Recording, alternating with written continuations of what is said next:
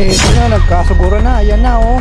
Ayan, grabe, oh. Sinakta ko. Pero bago yan, shoutout muna tayo kay Boss Data Mode sa nag-upload ng video ito. Siya nga po yung original na video uploader, no? Salamat, boss.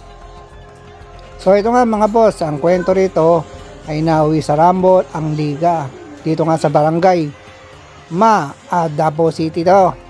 Yan, dito nga kinikwento rito na sa free throw na to, maya maya ay mayroon nang mangyayari at magaganap na aksyon.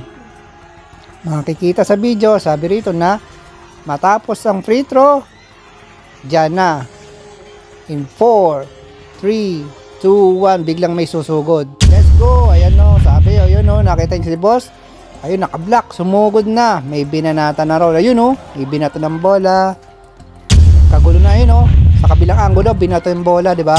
Eto nga mga to, palusob na sila talaga o. Ayan o, hahataw o.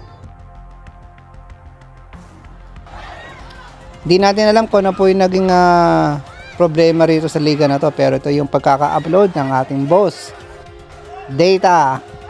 Ayan oh, kakagulo, grabe sa labas. Ayan. At ayon nga sa nangyari ay nagkaasaran at nagkapikunan umano ang dalawang team sa dalawang purok na to. Ayan po ang kwento. Ayon sa MA Police Station, isang player ang nagtamo ng maraming sugat sa katawan dito sa bakbakan na to. Nakita nyo naman, sobrang dami nila. Hindi mo alam kung sinong uunahin mong awatin, di ba? Serious physical injuries ang lalaki ng simula ng gulo. Ayan po ang may sasampang kaso.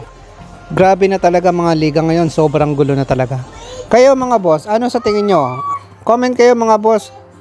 Paano po may iwasan yung ganitong malalaking gulo sa ganitong malalaking liga? Katulad nito sa ating mga bayan. Comment kayo mga boss.